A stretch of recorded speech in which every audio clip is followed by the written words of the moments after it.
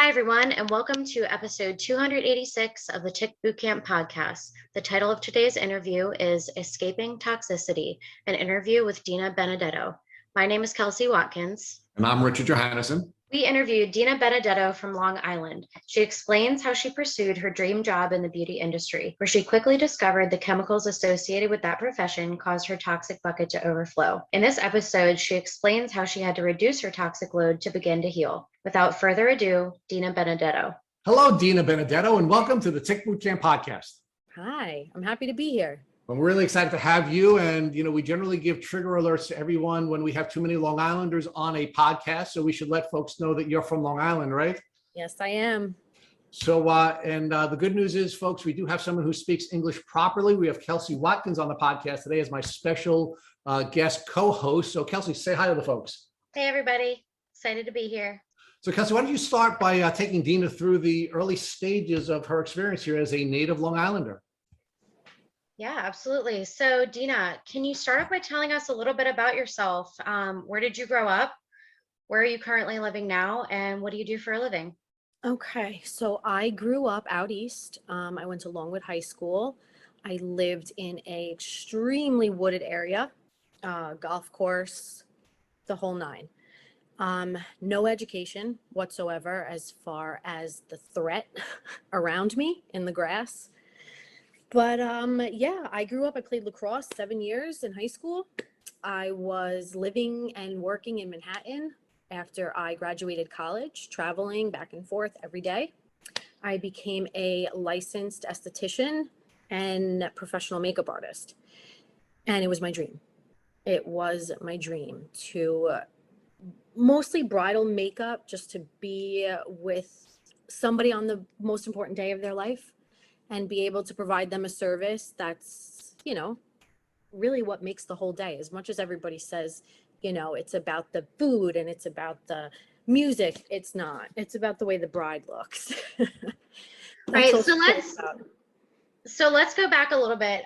You grew up in a tick endemic area. Were you aware of ticks at all growing up? Have you thought about them at all? Nope. I found them on my dog multiple times, but again, no education on it whatsoever. So you were aware of a tick in a sense where you knew that it attached to you, it sucked blood from you, but you didn't know the ramifications of what it could do. I did not know they carried diseases. No. Nor did I know anybody else that had Lyme or any tick-borne illness. Were your parents aware at all, or any teachers or coaches? No. Nobody. Wow. So, you touched on this a little bit, as far as what you do for a living, but, did you have any dreams and goals while you were growing up? Did you always want to be a makeup artist? Did you aspire I always wanted to be in the beauty industry, dealing with cosmetics. And when I started out, it was so big. I started out with Giorgio Armani, and I worked with a lot of chemicals, unfortunately.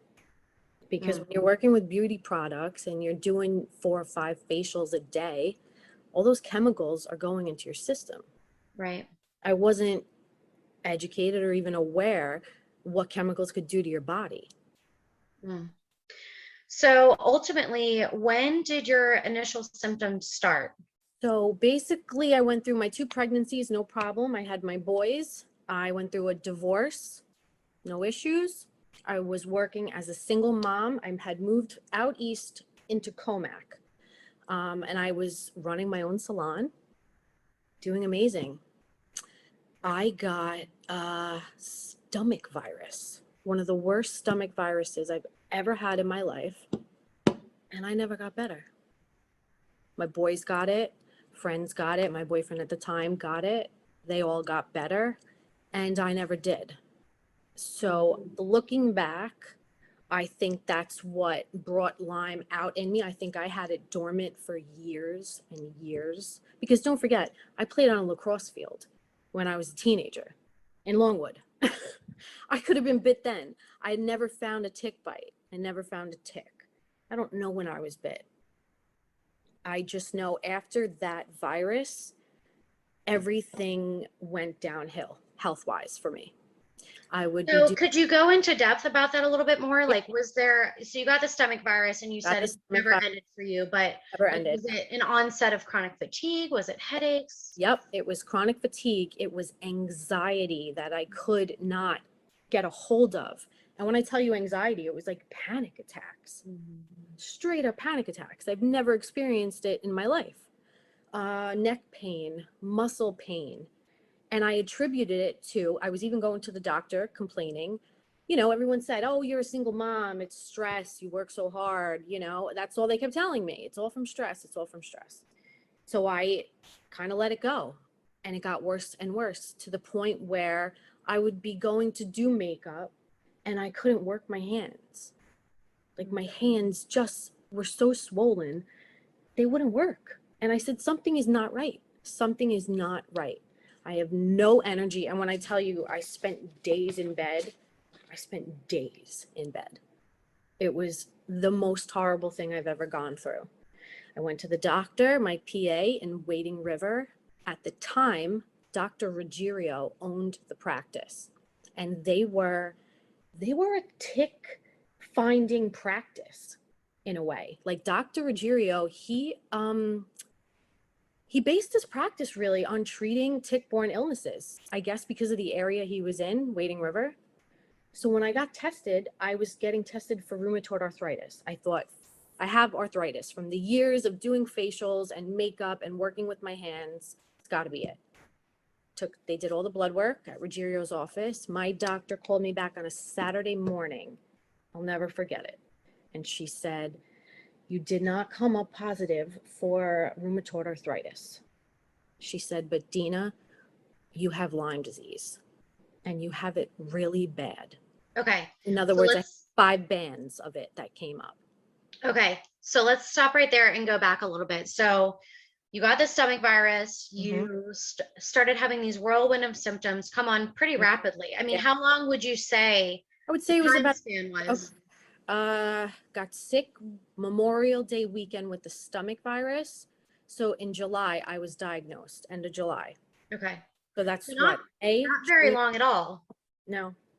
Like I said, I just never got better from that virus. Right.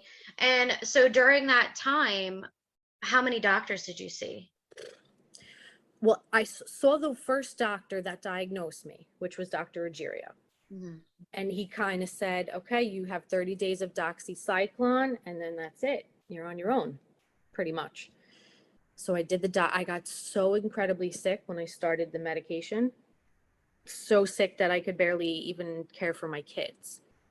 I couldn't get up in the morning. I couldn't function in the morning. I couldn't walk them to the bus stop. This was during treatment, you know, a week into taking doxycycline. I remember I would leave little cups of milk in the fridge with cereal so that when the boys got up, they would make themselves a bowl of cereal before school. That's how sick I was. I could not even think about making breakfast, let alone physically doing it. So after the 30 days of doxycycline, they put me on, I was still coming up positive for Lyme. Now I came up for Rocky Mountain spotted fever. So that was about 2 months after my diagnosis. So now she tells me Epstein Barr virus, Rocky Mountain spotted fever, and the Lyme has still not gone away. It's still acute, meaning I had acute and chronic Lyme. At that moment, it was still acute, so I still needed to be treated. The doxy was doing a number on me, so she switched me over to amoxicillin for 3 months. During that 3 months, I saw 2 infectious disease doctors, one at Stony Brook, one out east in Riverhead. I went and saw a medical holistic practitioner who a friend of mine in the business who also had Lyme was seeing. He was so expensive. I probably spent about 10 grand in a matter of 6 months, just getting supplements and testing. I mean, he would charge me $20 just to lay on a mat, one of those bio mats to decrease inflammation and all that stuff. Nothing was helping. Everything was making me sicker and sicker and sicker. And I could not convey to the people around me what was wrong. Nobody could understand it because I looked fine. And some days I could be fine. Other days I didn't have the ability to even speak or, put a sentence together. So then came all the scrutiny about my mental health. And as a single mother, the last thing you want is to be scrutinized for your mental health. You're a single mom. You have to make sure you look like you can handle this. And here I was. Or Dina, you were concerned about what? Losing custody of your children? 100%. 100%. Even my own family couldn't understand what I was going through. My mother, still to this day, doesn't get it. She just doesn't get it. So let's pause there for a second, Dina. Let's talk about Long Island, right? We're Long Islanders, and Lyme disease, although it is named after the observations that were made by mothers and a doctor at Yale University in Lyme, Connecticut, right? They observed the cluster. They didn't know what was causing the disease until a doctor from Stony Brook University, Dr. Benedetto, the hospital you had gone to for the infectious disease doctor, went out east to Shelter Island on eastern Long Island, and he did a tick drag, and he brought back ticks, and he noticed something inside the tick that was strange, sent that to the Rocky Mountain lab, and Dr. Willie Bergdorfer looked at the tick and found the bacteria, which we now know as Lyme disease, right? So we're actually from the place where Lyme disease, the bacteria itself, was discovered. You would think, Dina, all these years later, and that happened when I was a young child. In the 70s, right? Yeah. Right. You would think in the late 70s and early 80s, you would think by now, someone, at your age, in the community where you're living, that you would be treated more competently than you were, right? So you go to your primary care physician, and when you go to your primary care physician, a doctor who is holding himself out as somebody who is, a Lyme literate doctor, he gives you 30 days of doxy and he sends you on your way, right? That was it. Yeah. Yeah. They gave me referrals to a neurologist. I was having a lot of nerve issues. I think it spread so far, it went into my spinal fluid. And I'm diagnosed with chronic neurological Lyme disease. So for me, it's in my brain. Right. So but let's pause there for a second again, Dina. So when you go to your primary care physician, this tick doctor, right, who's actually, within walking distance of my house, did the tick doctor tell you there was a difference between acute Lyme disease and chronic Lyme disease, and that you should be very careful to make sure you're taking appropriate steps to prevent this disease from becoming an acute disease and ultimately becoming a chronic disease? Right. No, because I didn't know when I was bit, and that was the issue. So they didn't know how long the bacteria and the infections were in my body. They just kept throwing meds at me, antibiotics. That's all they knew how to do, and giving me referrals to a neurologist, to an infectious disease. I went and saw an infectious disease doctor in Riverhead who must have been in his 80s. And he said, although my Western blot was positive, I wasn't coming up for Lyme disease. Okay. Yeah. Let's stay there for another second. So I want to sort of unpack some of what you were going over with Kelsey, and that is where you were physically and emotionally at the time that you had gotten sick, right? So your argument during the conversation you're having with Kelsey, I don't mean argument that you were being argumentative, right. But the way you were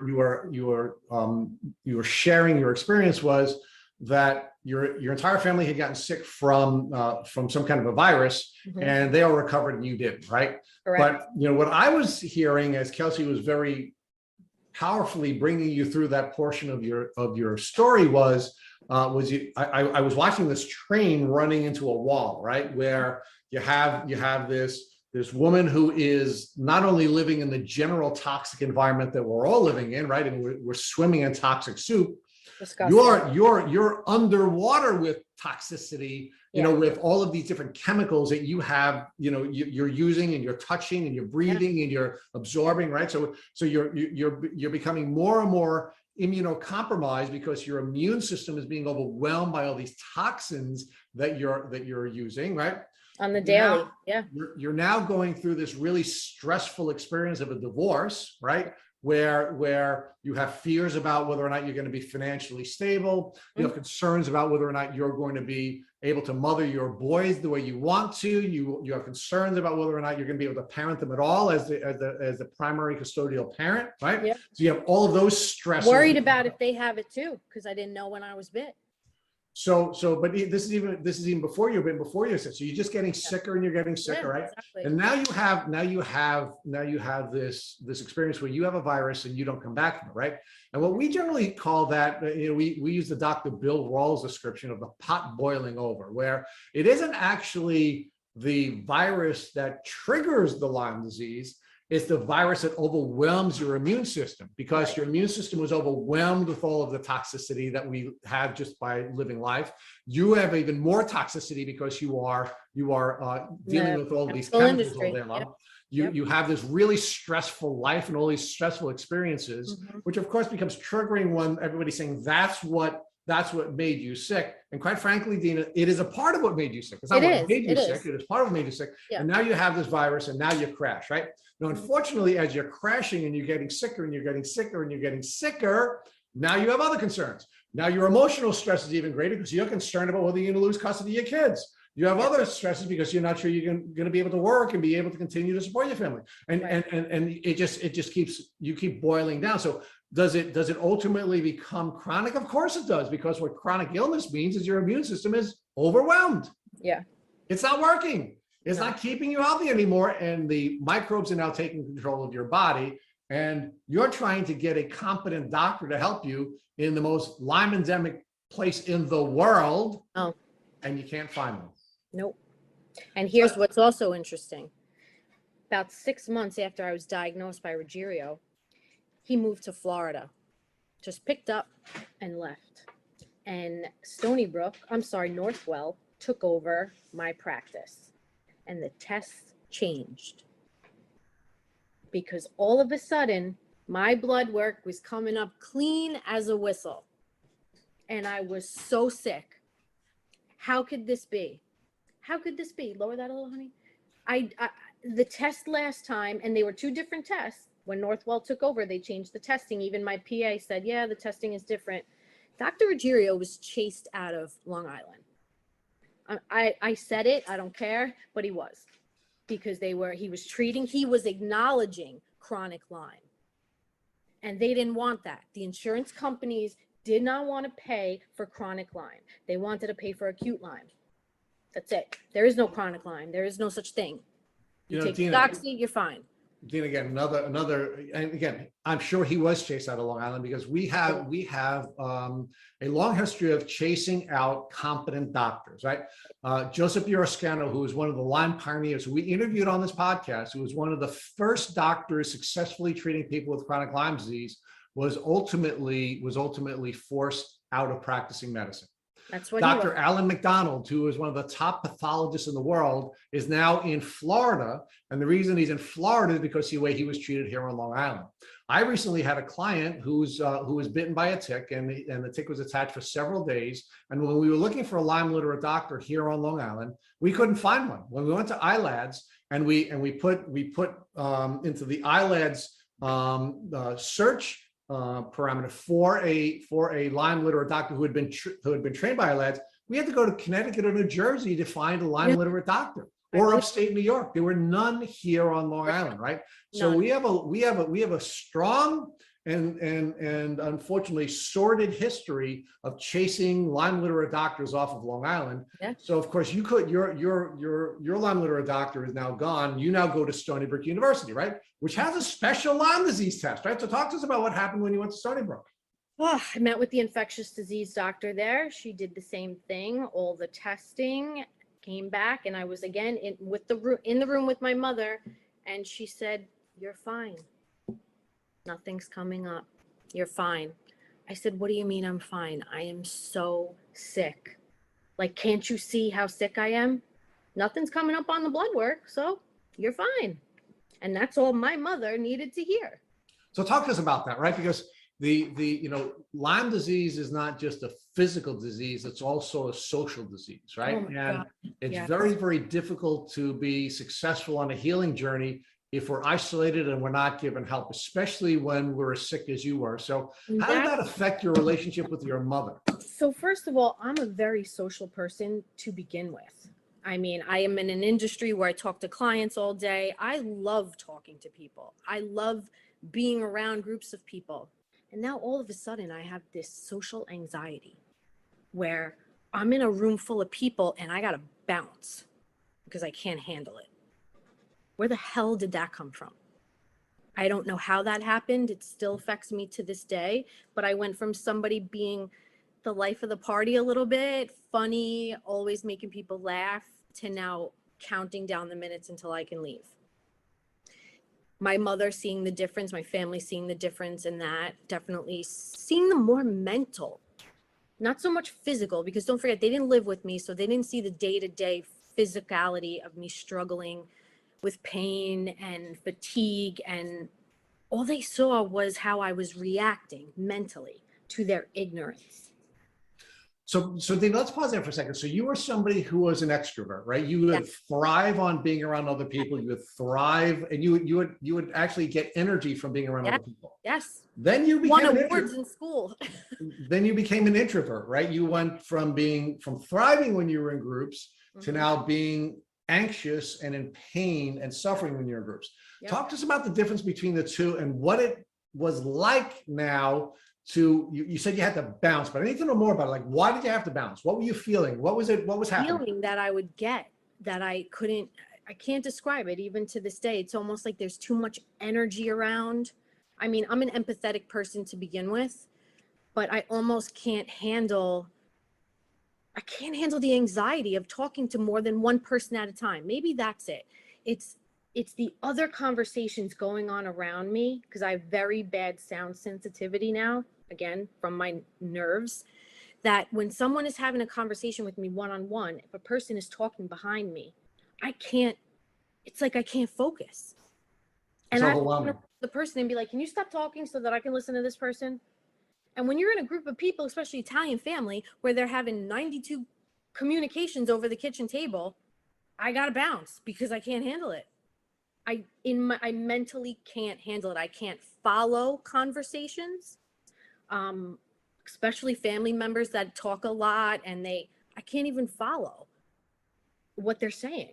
My focus is not there. I say it's like a gnat, the attention span of a gnat. I'm good if it's one-on-one like this in a setting where there's no sounds going on. But if I were to have somebody coming in and talking next to me right now, I wouldn't be able to focus even speaking to you. That's what Lyme has done to my brain. I can't multitask, and I can't think straight to have a conversation. And the sound sensitivity is not even normal.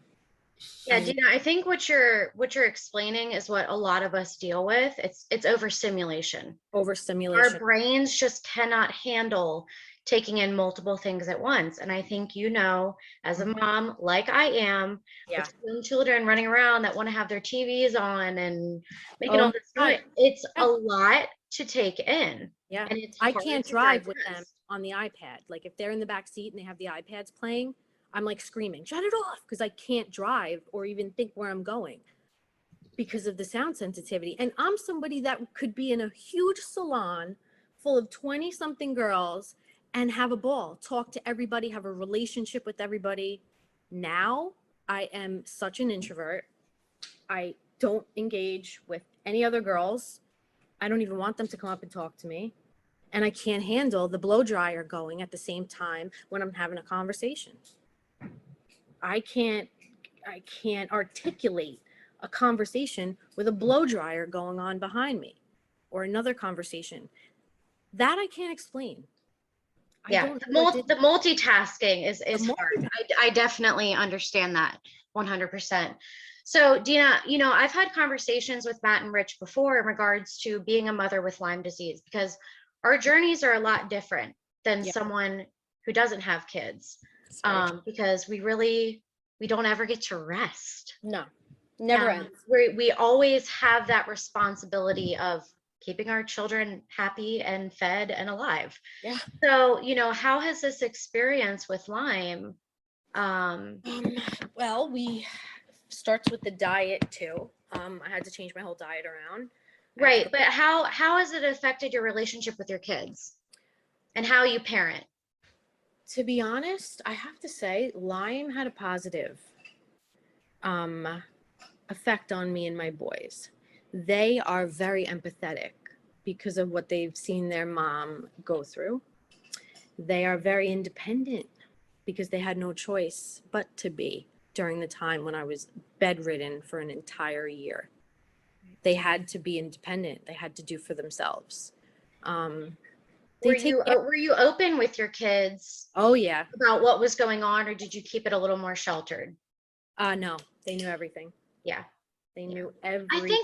I think that's the best way to do things. I think Yeah. honesty with your kids is best because you can really help them to understand why things are happening. Right.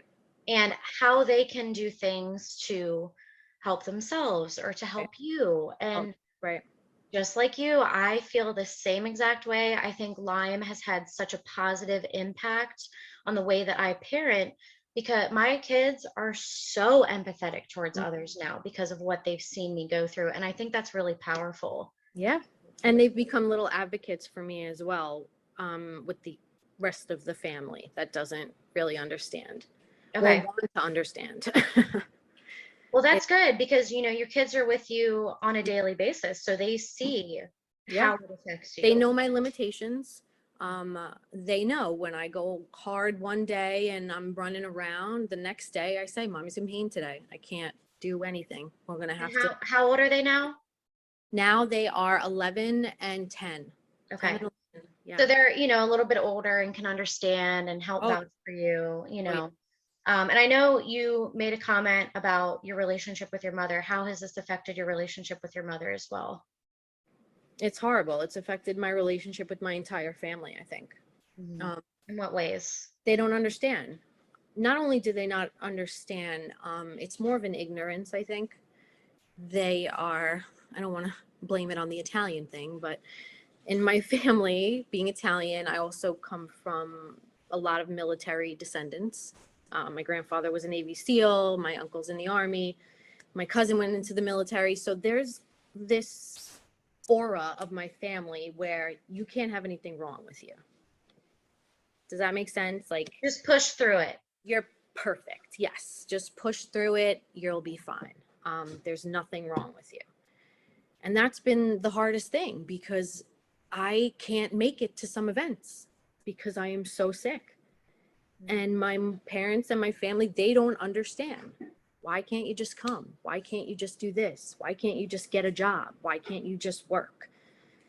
And I could tell them till I'm blue in the face about the pain I go through and the mental impairment, the disability, but they choose not to educate themselves. Yeah, they're definitely, there has to be an open door there for communication. Yeah. And often I've heard people with Lyme say, oh, well, if so-and-so could just live in my body for one day, then they'd get it. And my response to that is, yeah, they may get the symptoms that you're, experiencing that day or whatever. But I think the hardest part is the chronic part of this. The struggle. It's every single day for months, years on end is what weighs on you mentally. And, if someone were to experience, what you deal with for a day, they wouldn't get the whole thing. She doesn't get it. I mean, we went to Florida this past break and she booked 3 days in Universal Studios, 3 parks in 3 days. Just me, my mom, and the boys. And I'm like, are you out of your mind? Like, do you really think I can walk 3 parks in 3 days? I mean, I did it, but it was beyond torture. And then I get an attitude for complaining. Right. Do you know what I mean? It's just it's the ignorance of it. And you do it because you don't want to miss out on that experience with your kids. And I understand that fully. There were multiple things that I missed out on with my kids and family events and stuff like that until I finally realized, if I want to go to the zoo with my kids, I'm gonna have to use a wheelchair, and that's okay. But that means I'm not missing out. Right. I'm still there. I'm still present, Yeah. but I just may have to do things a little bit differently. Yeah. I struggle. Yes. I love my mother to death. I really do. And she's really my only ally. But this is so difficult to live like this and not be understood. And I think it's because the two infectious disease doctors that she came with me to see said I was fine. That's all she needed to hear. She's of the mind where doctors know everything. You know, those people that just think doctors know everything, and they are right. If the doctor says this, this is what it is. So Dina, but that really is cultural, right? I mean, Yeah. I listened to a podcast recently with an Indian American, and he said where he comes from, his family always believed that the path to a middle class life was either by becoming a doctor or a lawyer. So his parents used to say, you're either a doctor, a lawyer, or a loser, right? And I was thinking, wow, that sounds very much like my Italian family, where, you know, my mother was very aggressively advocating for us to go to either medical school or law school, and all three of us did. But, you know, she had so much respect for lawyers and so much respect for doctors, and that was sort of built into us. And unfortunately, the problem with having too much respect for a particular profession is now they become gospel, right? And that's what you're facing now. You come from a traditional Italian-American family, and Italians really value doctors, right? They really respect doctors. Yep. And when that doctor And said, lawyers. And when that doctor said, Dina, there's nothing wrong with you, he screwed your relationship with your mother. He really did. He really did. Yeah. So I felt like it was me against the world after that. So let's talk a little bit more about what else was happening, right? So you go to Stony Brook University, you have your bad experience at Stony Brook, the doctor you think is Lyme literate gets rushed off to the great south of Florida. And now you're seeing a doctor in Riverhead who's an older doctor, and you would think, all right, the doctor in Riverhead, for, you know, again, we have an international community of listeners. You're going further out east and getting much closer to where the Lyme bacteria had been discovered in the late 70s and early 80s. You would expect that the doctor in Riverhead would see tens of thousands of people with Lyme disease. And how does this doctor treat you? Same way. He says my Western blot is positive, but my blood work was not coming up for Lyme disease or anything of that nature.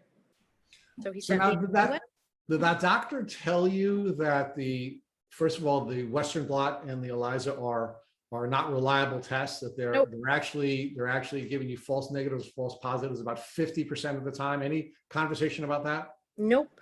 Did any of the doctors tell you there's additional testing? For example, there's a company in MyGenix in California that has a substantially more sensitive set of tests that you could take and get a better results. Was that ever put on your radar either by your primary care physician, the doctors at Stony Brook, or now this doctor you're seeing at Eastern Riverhead? Nope.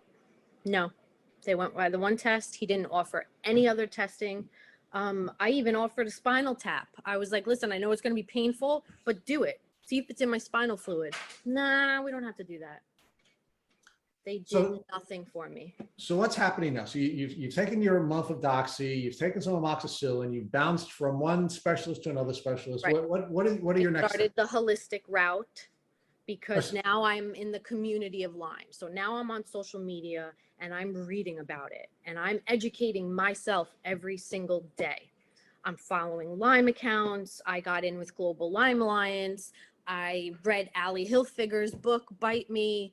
I'm really learning, and I start to get a lot of knowledge regarding the conspiracies around it. The Plum Island conspiracy, which I wholeheartedly believe, because it's like black and white. It makes sense that it came from there to the island. We're infected all the way out east. And the doctors are paid not to, it's not that they're paid, but they know better than to acknowledge chronic Lyme. Can you imagine how many people would need treatment if they acknowledged chronic Lyme? All right, so let's pause there for a second, right? So again, so we're on Long Island. We're in the birthplace of Lyme disease. We know Dr. Burascano, who's one of the top Lyme disease doctors in the world, who actually works for Hygienics now, gets run out of his practice. We know the Dr. McDonald, one of the top pathologists in the world, gets run out of his practice. Your Dr. Ruggiero is now, in more modern times, run out. Why do you think that's? Why do you think? So, like I said, do you think all of this is having on the doctors who are still practicing here, right? I mean, doctors are good people. They have caring hearts. They want to help, but of course, they want to be able to earn a living too, right? And if they see everybody who's treating Lyme disease and acknowledging chronic Lyme disease getting their asses kicked down to Florida or getting kicked out of practice, what do you think they're going to do? 100%. I believe it. I know. But it's the lack of education out there that was so mind-blowing to me. Because when I started to delve into Lyme disease and get in with you guys and, like I said, Global Lyme Alliance, in the social media, I learned so much to the point where I was able to figure out who in my family might have had it. Example, my grandfather, who lived in Lake Point in Middle Island on a lake, 20 years. He had MS, they said. He didn't have MS. My grandfather was bit by a tick. And as he got older, he had to use a walker, and then he was in a wheelchair. And it was not MS. He was misdiagnosed. And that's very common, Dina. I mean, there's been a lot of research that has recently indicated that one of the largest misdiagnoses for Lyme disease, chronic Lyme disease, is multiple sclerosis. It's very common. It's a very common misdiagnosis. And you're probably right that your grandfather had Lyme disease rather than multiple sclerosis. Although we don't know, and again, we're speculating, but I believe when you get a diagnosis, because I have a girl I work with in the salon who has MS. She had Lyme first, and then she has MS now, and she's my age, and she's already with the walker. It's a horrible, horrible, horrible thing to witness. Like you said, your friend Matt that you watched deteriorate. I've kind of watched that happen to Katie. She was a young girl diagnosed with MS, working with chemicals every day as a hairstylist. And I just watched her deteriorate, go from, being able to walk and run to now she has a walker. Now she has a cane. She falls. I mean, she comes in with her face split open because she fell in front of the door onto the concrete. It's horrible. It's actually horrible. But the fact that she had Lyme first before her MS diagnosis makes me wonder that when she got that MS diagnosis and my grandfather got that MS diagnosis, do their brains make you that diagnosis? Maybe. That makes sense. It does. It does. Well, let's stay focused a little bit more on your journey. So you where's the next place you go to? So you said you're now enmeshed in the Lyme disease community. You're now becoming Lyme literate yourself, right? And you did share with Kelsey that you were Lyme illiterate. You grew up in a tick endemic community. You learned nothing about ticks and tick diseases from your family. You learned nothing about ticks and tick diseases from your education at Longwood High School, Longwood School District. You learned nothing about ticks and tick diseases as an athlete, even though your athletic pursuits as a lacrosse player regularly put you in contact with places where you are going to get bitten by ticks. You had nothing, right? So you're now enmeshed in the social media community. You're learning about ticks and Lyme disease. You're learning about the challenges that you faced. What are you feeling about your culture and your cultural experiences and your athletic experience and your educational experiences, which were essentially zero when it comes to ticks and tick diseases? How am I feeling? I'm feeling frustrated. The anxiety was overwhelming. Questioning myself too. Is this really real?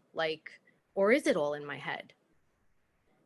But the more I educated myself, the more I was able to understand. I call it DIY Lyme, like do-it-yourself Lyme. And that's what I did. I started to follow other people and do what they were doing. I changed my diet. I took gluten out. I took dairy out. I took everything good out, which became a struggle as a single mom because I'm now feeding my kids something and I have to make something special for myself. Not to mention anything that's healthy for you is a lot more expensive than all the shit foods. Excuse my language. It became a struggle. It became a struggle to try because I noticed that what I was eating was affecting me. I noticed when I was at work, if I had 3 days long of doing facials, it would kill me. So all of that I was trying to manage. My chemical intake, the foods I was eating, not overdoing it, all while sounding like a hypochondriac to the people around me. Do you know what I mean? Like, I do. So the participation in the Lyme community puts you in a position where you find models and you start Yes. modeling the people who are having success. exactly. You're reading books like Bite Me from Ali Hilfiger, and you're starting to model. You're listening to podcasts, and you're Yes. starting to model. Right, things are starting to happen, and it starts to have a positive impact on your health, and that's fantastic. Talk to us about the dark side of social media. Did you see any dark sides of social Yes. media, and were you participating in it, and any Yes. support groups, and were any So a lot of positive the and negative pieces there? Yes. So some support groups are very negative. They live in and they dwell in the negative of Lyme rather than finding new strengths or new hopes or new ways to cope. They just complain and complain and complain. And I'm in some of those groups and I listen. And anytime you wanted to give somebody advice, for example, I was trying this hemp oil at one point, and it was helping for a couple of weeks. My energy had got back up again. I noticed the difference. So I mentioned it in the group. Hey, I'm trying this new hemp oil. Da, da, da, da, da. They came after me like I was a representative for the company trying to sell to chronically ill people. They attacked me. They had my post taken off.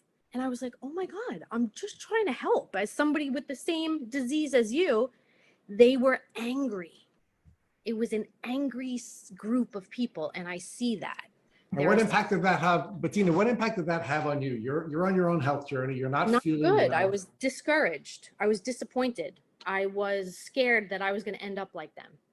You know, mad at the world. One of the things we've talked about on this podcast, Dina, is that when you get sick and you become chronically ill, there is a grief cycle, right? Grief is a part of the process. Right. And depending on where you are in the grief cycle, you're going to behave differently, right? So the grief cycle begins with denial, where you're denying that you're sick and you're denying there's anything wrong and you're denying that you have to do anything, and you can just sort of grit through it, right? And then the second step in the grief cycle is going to be anger. You're going to be angry. You're going to be mad. It's going to piss you off, right? And if you're at that stage in the journey and you're participating in social media, you're probably going to be triggering, right, to other people. Then we get to the point, the third step is going to be sadness, and that sadness could roll over into depression. And if you have people who are sad and depressed and they are now participating in social media because that's where they are in the cycle, that's not going to be good for anyone else. We get to the next step, which is going to be bargaining, right? Where we're promising that if we get better, we are going to save the world, and God just helped me to get better, and I will be a better person, and I'm going to make up all the things I did wrong, right? And then we get to acceptance, right? And it's really not until we get to acceptance that we can begin to heal and certainly help others to heal, because that's when we create something new, right? So one of the things that we have to keep in mind when we're participating in these support groups is that different people are going to be at different stages of the grief cycle. And because they're going to be in different stages of the grief cycle, they're not always going to be helpful to you. And more importantly, they're not always going to be receiving the help you're trying to offer in a way that's going to be helpful to you. So we always have to be careful about when we're participating in support groups, where we are in our journey, to make sure that it's not triggering to us and it's not going to cause us to have a relapse or have us to fall back into a deeper portion of the grief cycle. So talk to me about that, and whether or not perhaps that's what you were witnessing when you were participating in these groups. Yes, it put me into a little bit of I would say a big depression, definitely. The anger of people, the hopelessness of some people, people that were saying they were battling it for 20 years, 30 years, 40 years. I remember hearing a man say that he was diagnosed with HIV 20 years ago and had not one symptom until he was bit by a tick. And it's scary. You feel like your life is over. I felt like that was it. Any dream that I had of being successful in my own right as a single mother was just taken away. There was no way I was going to be able to provide for my family as disabled as I was. Not to mention, I'm the type of person where I was a doer, a multitasker. I was somebody that people looked to as inspiration. I always was like a big sister. And here I was a shell of who I used to be. And that was so depressing. And that's what you were grieving, right? I mean, you Yeah, lost that identity, right? Dina? yeah, I lost my identity. Exactly. Yeah. So talk to us about now, let's stay with your doctors a little bit more. So after the doctor in Riverhead has failed you, what do you do next? You said you had a holistic doctor, and what type of holistic doctor was it, and what did he or she or they do? He was a wellness specialist. His name was Tim, over here in Smithtown, New York. He treated a lot of people with fibromyalgia, Lyme disease. He himself said he had Lyme disease and treated it. Do I think it's a little bit of a money scam? I don't know. I mean, he had me holding up my arms and then holding up a bottle of supplements in the other arm, and he would try and push my arm down. I was like, what? I didn't get it. But yeah, he diagnosed me again with Lyme disease, Epstein Barr virus, and Rocky Mountain spotted fever. Gave me $700 worth of supplements to take and sent me home. And I just kept getting sicker. Nothing was helping. It was getting, and he would say, just get through the herx and you'll be okay.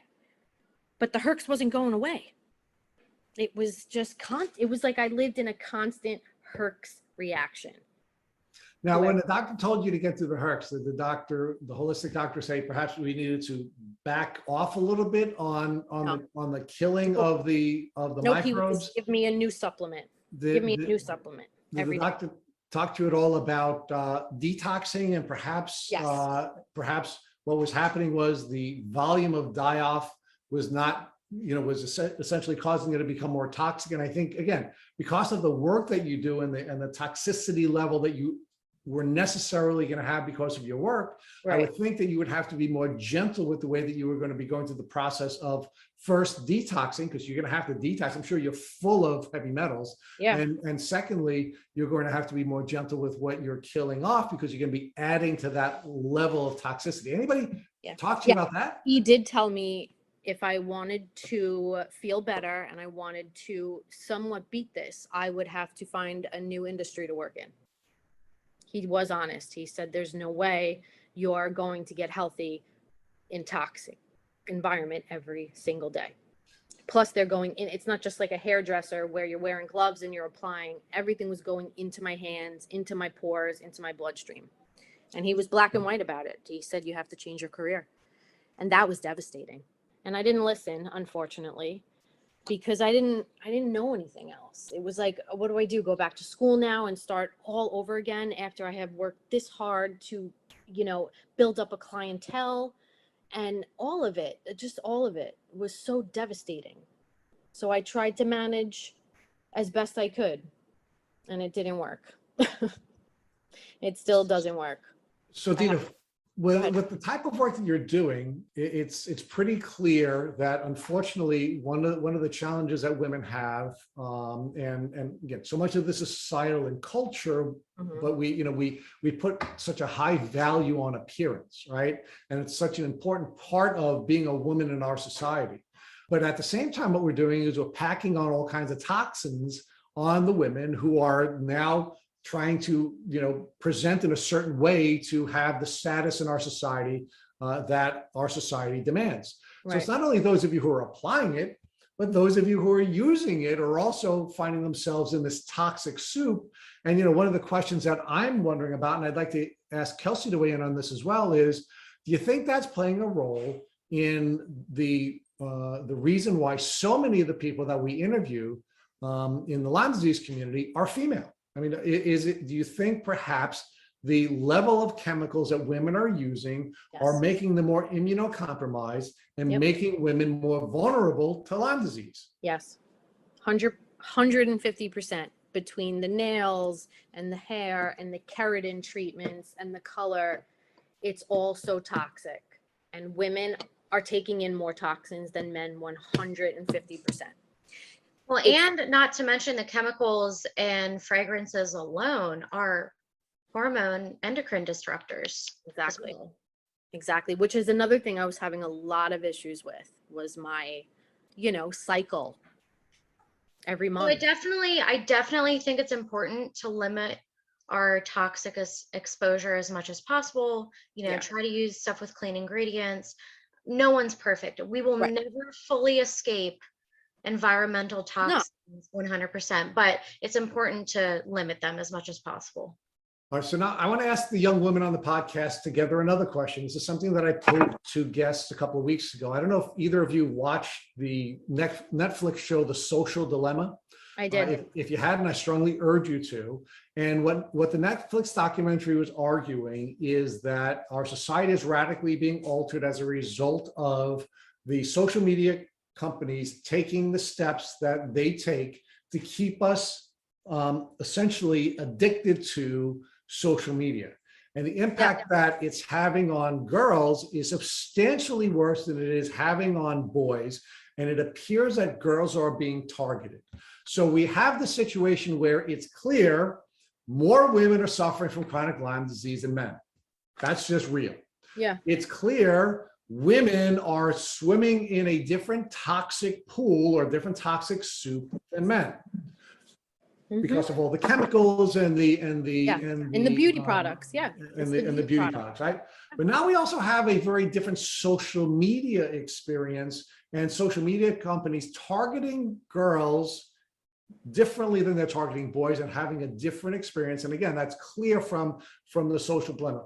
What do you two think about the impact that the emotional stresses and the social stresses of social media are having on the immune system of girls and women, and the impact that that's having on creating vulnerability for Lyme disease?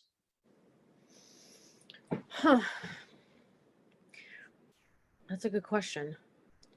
I think we are being thrown so much information at us through social media, between the advertising and the influencers that we follow alone. You almost can't, it's overstimulation. Like she was saying, you get overstimulated and you follow, it's all about who you follow. Because if you're following a certain group of people, you are going to be vulnerable and you're going to want to do what those people are doing because it's what you see every day. So for example, if I'm following a bunch of Lyme people and they're all negative, toxic Lyme people, that's the mindset I'm going to be in. If I follow a bunch of people on the bright side of Lyme who are healing and looking, always sharing things that are helping them and are in a positive mindset of moving on and gaining strength, I could see a difference in myself. All right, so let's pause that for a second, Dina, right? Because what the social media companies will be doing is giving you more of what you're looking at because they're trying to keep you, they're trying to keep your attention, right? So if you start looking at Lyme groups where there's a lot of negativity and the algorithm is identifying that that's what you're looking at, guess what they're going to send you more of? And it gets worse and it gets worse and it gets worse, right? I mean, we can talk about the impact that it's having on political extremism, which is a different conversation, but just the impact that it's having on women and appearance and behaviors and, the impact of women, girls dating. I mean, girls don't date anymore. The impact of, all kinds of topics that I think were really powerfully laid out there. So Kelsey, give us your thoughts on the impact that social media is having on girls and young women and their immune system. I think it definitely keeps us in fight or flight. I think it keeps us stuck in fight or flight. I think it keeps us craving that dopamine, those likes, that interaction. So you definitely need to set boundaries. I'm pretty active on my social, and I started out sharing the raw nitty-gritty of things, the more negative side of Lyme, because that's what I was going through. And now that I'm healing, I'm gearing more towards the positive stuff. But I think, sometimes you just need to shut it off. I mean, I know of people, and I've done this every once in a while too, where the whole entire weekend, I will just delete the apps off my phone, not deactivate my accounts or anything, still keep them up, just delete the apps on my phone. Because if it's constantly pinging you, I mean, that's keeping you in that fight or flight response. And that's not healthy either. You cannot heal if you're stuck in fight or flight. So you need to detox the social media stuff as well. It's exactly right. It's exactly right. You have to, and I learned that myself because I was in too much of a negative state on social media. And like you said, the algorithm just kept showing me more horrible quotes and more, stories that I didn't want to see. Yeah, and you need to be able to set those boundaries. Like, the Lyme support groups, they're great in certain ways. They're not so great in certain ways. Right. And for me, it was triggering for me. Yeah. And I didn't want to leave the groups entirely because I wanted to be able to go to them and ask a question if needed. But I muted them from my news feed. That way I was not scrolling and seeing it all the time, because, when you're sick, you get in this loop, this mind loop of I'm sick. I'm sick. I'm sick. And if you see it 24/7, you're going to stay in that loop. %. I believe that wholeheartedly, because once I changed up my following, the people I was following, my mindset started to change. I started to see the hope a little bit more. I started to see the light at the end of the tunnel. I started the acceptance process, accepting this is it. This is what it's going to be. I'm not the same person I was before Lyme. I'm never going to be that person again, but I'm a different person, and I could still be, I feel like I was given Lyme to be able to go out and educate other people about it. And another thing about the social media is I find myself tagging people in certain informative posts. For example, I'll read a post about a girl my age, diagnosed with Lyme, going through the same kind of thing, and I'll send it over to my mom or to my sister, and I get no response. And that's discouraging. You want to share the information with people, especially if it relates to you. Like, a lot of times anything I send is because it relates to me, and I want my mom to see, look, this girl's going through the same thing, Mom. Look, this girl is experiencing the same things I am. I'm not losing my mind. I'm not crazy. There's no response. I think as sad as it is, we can't force our newfound beliefs on other people. They're not going to get it until they get it. And I think all we can do is just sprinkle those seeds, just plant seeds here and there, hoping that one of them sticks. Exactly. So Dina, let's go back to now.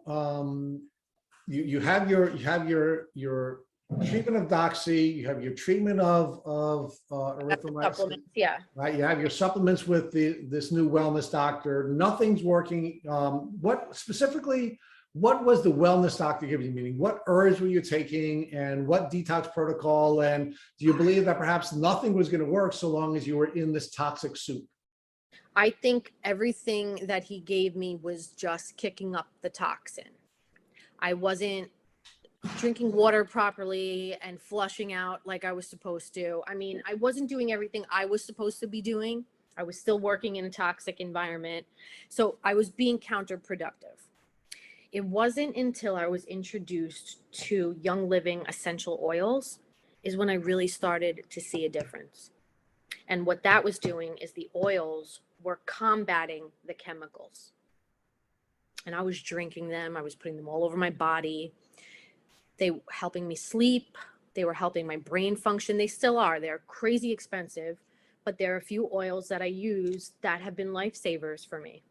So let's focus on that for a minute. So how were you introduced to Young Living? I was introduced to Young Living by a client, came into the salon. She was selling it. She had MS. And that's what really made me listen to her little spiel, was the fact that she was sick. It's one thing for a healthy person to try to sell you some stuff, but when you see somebody really struggling and telling you that this works for them, you listen. So I spent whatever it was, $250 to get the kit, and I got these drinks that were pure wolfberry, very healthy. And I started the energy drinks. Yeah, a lot of folks in the community. The Ninja, yeah. I started to see a difference. That was really the only thing that started to work for me. I had completely stopped the supplements that I got from Tim in Smithtown, and I was just working with essential oils, doing the diet and trying to limit as much chemicals as I could. So I would say I kind of stabilized a little bit, and I got myself to a point where, okay, this is how it's going to be forever. I just have to maintain, and I won't get so sick all the time. So like if I'm going to go on a trip or travel, I have to take the next day when I get there, and I have to rest. I had to redo my whole life and everything I did. But the essential oils helped me to sleep better. They really helped with the anxiety. Once a month, when we get our monthly friend, it's very bad for people with Lyme disease, women with Lyme disease during that month. I mean, the symptoms are just horrendous. So I would take baths in the oils and it would help. I mean, nothing takes it away. Nothing takes it away, but they help. So And Dina, what oils are you using and when are you using? So give us the specific oils and how you're using them and when you're using them. Okay, so I use vetiver, which is a culmination of lavender and a couple other things. Everything is Young Living. Okay. I don't know if you've heard of Young Living. Yes. Okay, So vetiver is one of the oils you're using, and how are you using it and when are you using it? Anxiety at night. I diffuse it next to my bed. I also put some drops underneath my foot. Then I use Brain Power, which is a little bottle like this, and it's $80 for this little tiny bottle. And that I diffuse during the day, also put a little bit under my foot. I notice I can articulate a little bit more. I'm a little bit more alert and awake. I can focus a little bit better. I see the difference without them. So I use the Brain Power, I use the vetiver, and I use Immunoflex. And Immunoflex? Immunoflex. IMMUNO Flex. Another very expensive one, but that helps me combat every time these kids are sick, which is constant because they're kids, and I get sick because of them. But my sick is a lot worse.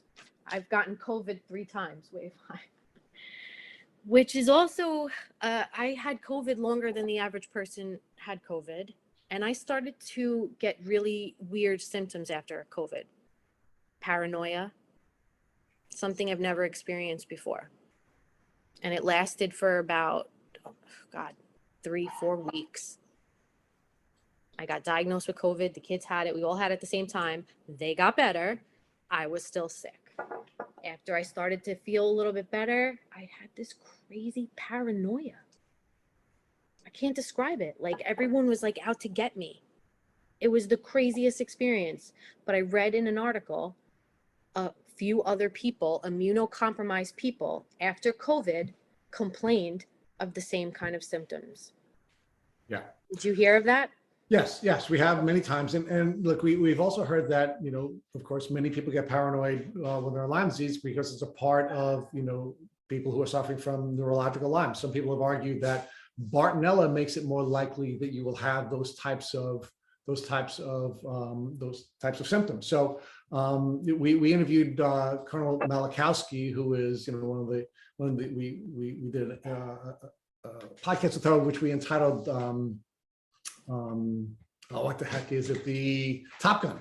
And she's the first Thunderbird pilot in U.S. history, first female Thunderbird pilot, and she ended up losing her career over Lyme disease. And it actually was the Bartonella that she treated that ultimately helped her through the mental health issues. And there was a lot of discussion on our social media about the role Bartonella plays. I can tell you that there are some doctors, such as Dr. Cameron, who said, well, let's not be so sure that it's Bartonella because the Lyme bacteria itself could cause a lot of these same types of mental health symptoms. So there is a lot of conversation in the community. So it could have been that That's interesting that you say that because when I was diagnosed with the blood work, just Lyme, Rocky Mountain, and Epstein Barr came up. But when I went to the holistic practitioner, he diagnosed me with Bartonella.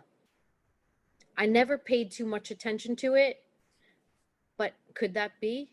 Absolutely. And so you just don't, Dina, the problem is when you're dealing with, all of the different types of immunocompromise that you're dealing with, you just don't know what is ultimately going to be the most aggressive pathogen when you're immunocompromised. Right. A lot of people are dealing with their Epstein Barr. Now they didn't get that from the tick, but the Lyme disease compromised their immune system and the Epstein Barr takes over, right? And it takes off, right? So it could have been that you were having your mental health symptoms from the COVID, or it could be that COVID, because you were so immunocompromised, because your immune system was focusing on the COVID, right, the Bartonella took off, and now you're having the mental health symptoms. It could be any of those, those kinds of things, which is why we have to sort of go through this unpeeling of the onion when we're going through the healing. And I'll let Kelsey talk a little bit about that, because she's now in the process of unpeeling the onion, where she's using SOT to sort of like take one level off the onion. She took the level off the onion, and now another pathogen is making her sick. Oh my God. Yeah, and it's also not uncommon. I mean, throughout my journey, I have testing done at the very least every 6 months. Okay. And it's not uncommon. Just recently, I had testing done where I tested positive for 2 new species of Borrelia that I had never tested positive for previous. And I've been going through this for 3 years now. So it's not uncommon, as one thing goes away, another thing might show up. That's what happened with the Rocky Mountain. When I started treating the Lyme, all of a sudden my next round of blood work came back Rocky Mountain spotted fever. It was almost like I couldn't even believe it myself. I'm like, how is this happening? How am I getting these infections? It's heartbreaking too. It is. And nobody really understanding. That's been the most difficult for me, is the lack of support. But Dina, one of the things we should also talk about is that Lyme disease is not a disease that affects the person who has the pathogen. It also affects the people who love them, right? And there's 2 pieces to this. We interviewed 2 of the experts on the alpha-gal allergy. And one of the things that they were very, passionate about is making sure that we first find people that we can support each other with when we are going through this journey, people who have the disease and people who can support you. And then taking the next step and making sure that we are sympathetic to the pain and empathetic to the pain that our loved ones are suffering, and find ways of helping them to help us, right? But we can't come at it from the standpoint of they have the duty to do something. It's that we have to have a sympathetic heart and understand that they're in pain too, and they're not always going to respond the way we want them to respond because they're in pain. Right. And that may be a mindset change that you may want to consider in interacting with some of the people who aren't as understanding as you need them to be. And then what they said is after you take the step of talking with the people who are closest to you, you then need to, of course, you need to train your larger social circle so they understand what your needs are. And in their case, of course, they could go into anaphylactic shock if they're around a mammal product, right? So they can't go to a barbecue and have all kinds of burgers thrown on the barbecue, right? They need to let the larger community of people that they're interfacing with know what their needs are. So I think that's a really important part of the skill set we need to develop in the Lyme community so that we can get the support we need, because we understand that you can't defeat this disease on its own, right? One of the things that Dr. Biorskana, who I had mentioned earlier in this podcast, who we interviewed last year, said that when he was a treating doctor, if you didn't move, you wouldn't get better. You needed to have movement in order to be able to get better. Not rigorous exercise, because cardiovascular exercise will reduce your T cell count.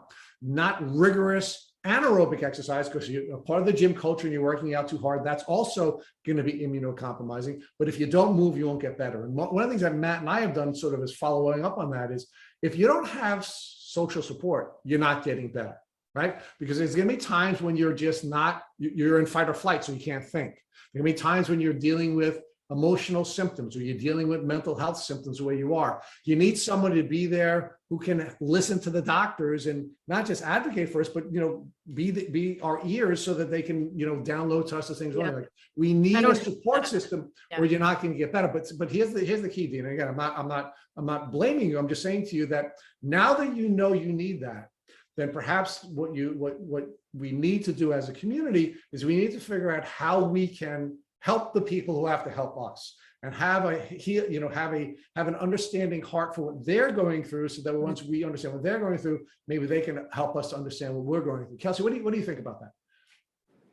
Yeah, definitely. Communicating your needs is necessary. And I, like you, Dina, I had so much anger towards my loved ones in my life who at first just didn't get it. And I had the same attitude. I was like, they don't get it. They're supposed to love me. Why is nobody stepping up? And then I really had to think about it and be like, well, I need to directly ask people, because a lot of the times if you just kind of put it out there like, hey, this is what I'm struggling with, yada, yada, a certain type of person will step up and be like, hey, what can I do for you? But a lot of the times, illness makes people uncomfortable. Exactly. And they don't know how to respond to it. So by you saying, hey, this is what I'm dealing with, and this is one thing that you could do for me that really would help, and like hand it to them on a silver platter. Yeah. While also being empathetic to the fact that your loved ones are grieving the loss of the old you as well. They're grieving that. Like I went through that with my husband as well. He was really just, part of it was kind of like denial. Like he didn't want to, what I deal with my family. he didn't want to see the love of his life, as sick as she was. It was denial. And he went through the grief process as well. So definitely being empathetic to that, and communicating your needs directly with certain people. That's been my biggest struggle, has been finding support. But even like I said, with my own family, they don't want to believe it. They live in denial. They roll their eyes at me. I'm a hypochondriac. I don't even complain anymore to them because it's so devastating and it makes me angry. That's the emotion that I get. I get anger for their ignorance. They always have an answer to answer me back with when I say something. And when I speak about actual things, like even if I say about the issues with the doctors, they look at me like I'm nuts. Like I'm a conspiracy theorist all of a sudden. And I'm like, no, I don't think you understand. Doctors are being run out of their practices because they are treating people with chronic Lyme, or they're acknowledging chronic Lyme to begin with. I'm not believed. I'm just not believed. So Dina, one of the things we've heard from folks that we've done podcast interviews with in the past is that when they've had family members listen to their podcast episode, it's been helpful. I hope so. Another thing that we've heard from podcast guests is when they've asked family members to listen to podcast episodes with doctors who we've interviewed. Dr. Bill Rawls, for example, Dr. Joseph Urascano, Dr. Alan McDonald. These, again, Long Islanders, Dina. And if you have your family members listen to some of those podcasts from very credible people, right, internationally renowned doctors, you'll start to see that perhaps there will be some growth from the people who are now listening to these, these leading national and international figures. Even the ones in denial. Yeah, no. So Dina, another one of the things that we've discovered on this podcast is many of our listeners are actually family members of people who had Lyme disease. And we didn't know that, right? I mean, we just didn't know, we have some data on the people who are listening to these podcasts. And of course, we look at our numbers and we look at how much of every episode people are listening to. And so we know geographically where they are, their gender, their age, but we didn't know that so many of the listeners of our podcast are actually family members of people who are on the journey, because they're trying to get the information that they need. They're trying to cut through everything. Well, and they want to understand. I fight with them. They don't even want to understand it. I mean, I gave my mom that book, Bite Me, by Ali Hilfiger, a year and a half ago. It's still sitting on her mantle. Yeah, I mean, there definitely has to be a want on their side as well. I definitely understand that. I'm done forcing it. But I agree with what Rich says too. If they're open, if they're at least open to listening. What helped my mom, my dad, and my husband understand in the beginning of my illness was listening to Tick Boot Camp, along with watching the documentary Under Our Skin, because that really helps put things into perspective. You see them stuff like books take time to read, and exactly, people aren't always readers, but a movie or a podcast are easily digestible. Yeah, because there's a movie out now. What is the new one, The Monster Inside Me? No, it's with Alec Baldwin, not Kim Cattrall, the other one from Sex and the City, Cynthia Nixon. Oh, I did watch that. I can't remember the name of it, but I did watch that. It just basically follows around two families that are struggling with somebody with Lyme disease. One of the families, the father has chronic Lyme disease. The other family, the young kid gets bit. So you see the beginning of somebody getting Lyme, and then you see somebody who's been battling it their whole life. And it's like just a peek inside the life. And I even begged them to watch that. I'm like, Alec Baldwin is in it. Watch it. There's just no desire. And I think it comes from a place of they don't really want to know how sick I am. Because once they know, then they have to deal with it. And they have to grieve and, and digest it. So, exactly. You know, hopefully your parents will, you know, come around to being more open to it, and, you know, just take the things that you've learned today and, you know, listen. Well, that's the issues I struggle when my sister, my kids go there. I'm like, Mom, I don't want them in the backyard. Oh, stop it.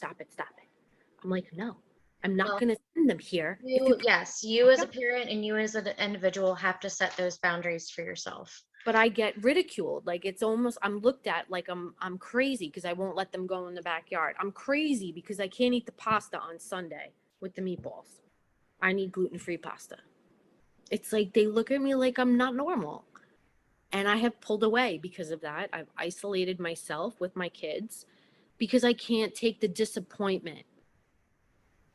I can't take it. It's so disappointing that there's no. Yeah, I definitely, you know, I sympathize with you 100% because I dealt with the same thing in the beginning with my family, but I definitely want to know, I want to kind of turn this around. Mhm. So I want to know, you know, through suffering, we can learn a lot of things. Yeah.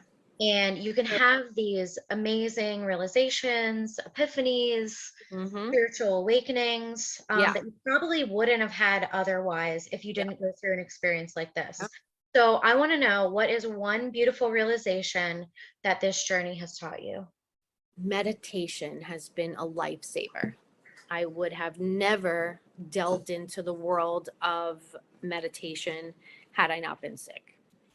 It took a while to work, but it was dedicated. I was dedicating myself every single day to it. And after about 1.5 years, I started to see huge difference, not only in my awareness, in my anxiety, in dealing with other people, in my reactivity. I wasn't so reactive of people. I had a lot more patience. Meditation has really, and frequencies. I don't know if you know anything about sound frequencies. Mm-hmm. At night, I listen to them in my sleep. I put headphones in and I listen to, for example, 528 hertz is a frequency of love. These are all sounds you can listen to at night that lift the frequency in your body. So this realization, you feel as though you've become more aware of. I've become more aware, more calmer, more empathetic. Meditation has changed me. It really has changed me. Meditation is definitely a great tool. Yeah. It can help you get out of fight or flight. It can help you calm your nervous system. Yes. So now I understand, you know, you're still not at 100%. No. You know, but you do feel like you're kind of on the other side of things a bit. Yes. So now that you're on the other side of things, how are you being called to use these new realizations to help other people in the Lyme or chronic illness community? Okay, so I stopped doing facials really completely because it was just counterproductive. And I delved into the world of meditation and crystals, believe it or not, healing crystals. I started planting more. And that has become my outlet. And now it's turned into a small business for me. And you share that with other people. Yeah, and people are buying my designs, my plants, my crystals, and I try to spread awareness through them. When I'm explaining to them why I use this specific crystal for whatever reason, it always goes back to Lyme disease and how I'm able, and it's all to help with your mental. It really is. I mean, the crystals are not helping me physically. They're not taking the pain away. But they are lifting my vibrations a little bit. They're helping me cope daily, giving me something to do that I enjoy that doesn't put me at risk. I've been working with succulents because they're not in the ground. I don't have to worry about getting bit by a tick. I can work with plants because I love gardening. Love, love, love gardening. And with the succulents, you don't have to put your hands so much in the ground. You just deal with them in the pots. And I've been able to make that a small business. I have a spot in the Walt Whitman Mall where I sell stuff. And all of that through my social media, I try to bring awareness to Lyme disease. Most recently, when my son was bit, I think there needs to be somebody that goes to the schools on this island and educates the teachers and the students on Lyme and ticks, because there is no education. I agree. And, there actually are programs that are trying to get that implemented in schools. Two specifically that I know of. Rich, you may have known more, but I know of the LEAF program. They go out and teach children in a fun and educational way how to do tick checks, all that kind of stuff, in the Tick Jedi program. And I believe the Tick Jedi program, their mission is to get this implemented into health curriculum. I mean, I don't understand. If the police department can go to the school and educate them on vaping, why can't I go to the school? It's definitely an important topic. And you as a mother, that's something you could definitely get involved in as well. I mean, you can call these programs, get some more information on what they do. I would love to go from school at the schools. That's what I've done personally. I haven't got it implemented in our county yet, but you have to put it out there, because they're responsible for your children's education, but so are you. And if I want other mothers, I want other mothers to be educated on this, because it's a matter of saving their children from a lifelong disease. Yeah, it's definitely important. And, because of everything that you've been through, one beautiful thing that's come from this is your kids, I'm sure, are so tick aware now. They know, they are woke. So that leads me to my last question. If a loved one came to you with a tick biting them, what would you recommend they do so they would not have to face the suffering caused by chronic Lyme disease? Automatically start treatment ASAP, the doxy, because that's what it is. The faster you get it, the better you are, because it's a corkscrew like bacteria that screws its way into your blood, your tissue, your muscles, your brain. So if you think about the medicine going in quickly, that corkscrew doesn't get in there that deep, kind of pulls it out. So I would say, like I did with my son when he was bit on the head last week, we started him immediately on doxy. You cannot wait even a minute. You have to immediately start treatment. So immediately seek out a doctor that will prescribe antibiotics. Immediately, yes. Whether you know the tick was carrying Lyme or not, you should just do it. Just as a precaution. Yes. Yes. Well, Dina, it's been a pleasure speaking with you today. I'm excited to see where this new chapter in life brings you, and best of luck. Thank you so much. Thank you for listening to the Tick Bootcamp interview with our guest, Dina Benedetto. To our listeners, we have a call to action. First, if you'd like to learn more about Dina, please visit her on Instagram at zencollective.ny. Second, if you've enjoyed this episode of the Tick Bootcamp podcast, please share it with your friends on social media. Third, Tick Bootcamp has created a tick bite blueprint that has been inspired by the information that has been shared with us by past podcast guests. We urge you to visit our website at tickbootcamp.com/bite to view the blueprint.